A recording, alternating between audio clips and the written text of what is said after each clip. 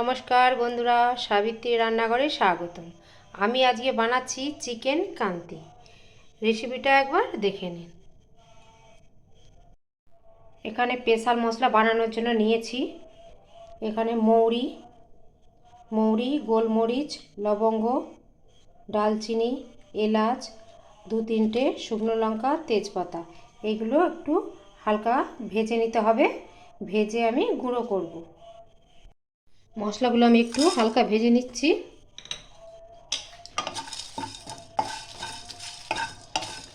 যতক্ষণ না ভাজতে হবে, গন্ধটা আসে ততক্ষণ আমাকে ভাজতে হবে। এটা ভাজা হয়ে গেছে, এবার আমি ঠান্ডা করে গুঁড়িয়ে নেব। আমি এখানে কড়াই বসিয়ে দিয়েছি, দিয়ে দিচ্ছি সাদা তেল 2-3 চামচ, দিচ্ছি ঘি 1 চামচ। তেলটা ঘিটা ভালো করে একটু গরম হবে। হয়ে গেছে, এখানে 3টে কুচিয়ে রাখা পেঁয়াজগুলো দিয়ে দিচ্ছি।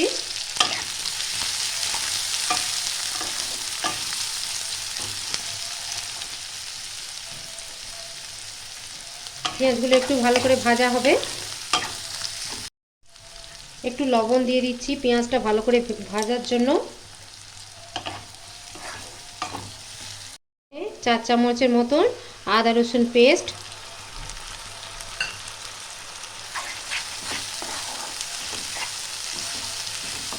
এটা একটু ভালো করে ভাজতে হবে। এখানে দিয়ে দিচ্ছি 2 চামচের মতো রেড চিলি পাউডার কালারের জন্য।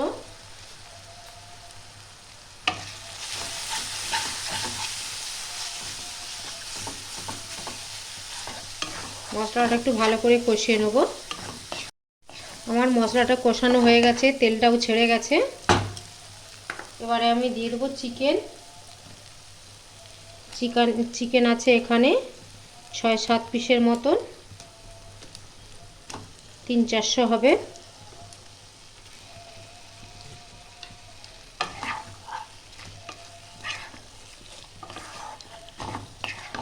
এটা ভালো করে নাড়িয়ে চাড়িয়ে নিতে হবে।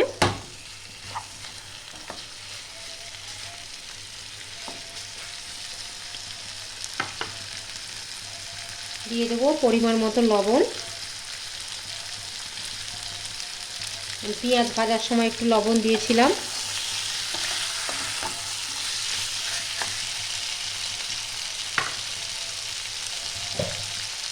এবার একটু মিডিয়াম টু লো ফ্লেমে দিয়ে আমি এটা বন্ধ করে দেবো 1 থেকে 2 মিনিট। 2 মিনিট পরে দেখছি।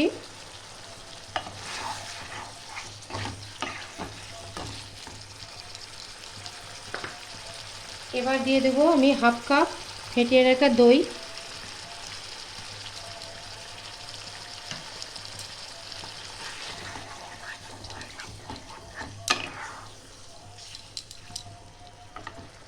আর যে ভাজা মশলাটা করেছিলাম ওটাও দিয়ে দেবো।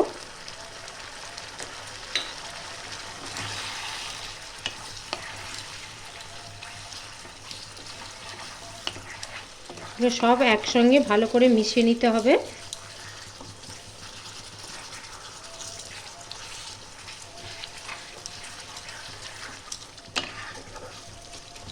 এটা আরও আঁচটা কমিয়ে আমি আরও 1 মিনিট রেখে দেবো। আমি 2 মিনিট পরে দেখছি।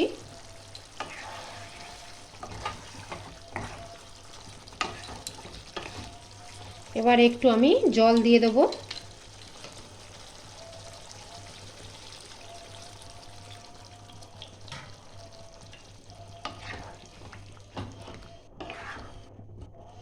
আমি যতক্ষণ না মাংসটা সেদ্ধ হয় ততক্ষণ এটা আমি মিডিয়াম টু লো ফ্লেমে ঢেকে রেখে দেবো।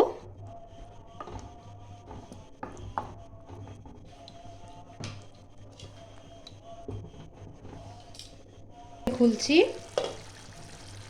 3 থেকে 4 মিনিট পর খুললাম।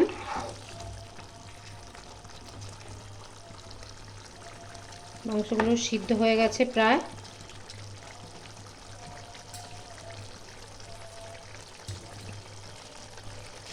এবার দিয়ে দেবো উপর থেকে একটু কস্তুরি মেথি। মেথি দেওয়ার কারণে খুব ভালো গন্ধটা আসে।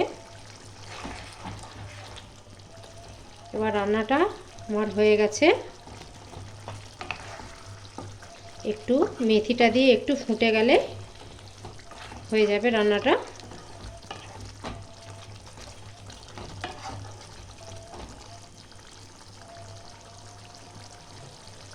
হয়ে গেছে রান্নাটা। আমি 1 মিনিট গ্যাস বন্ধ করে ঢাকা দিয়ে রেখে দিলাম। আমি ঢাকাটা খুলে দেখছি, অনেকটাই ঠান্ডা হয়ে গেছে। কত সুন্দর কালারও এসছে।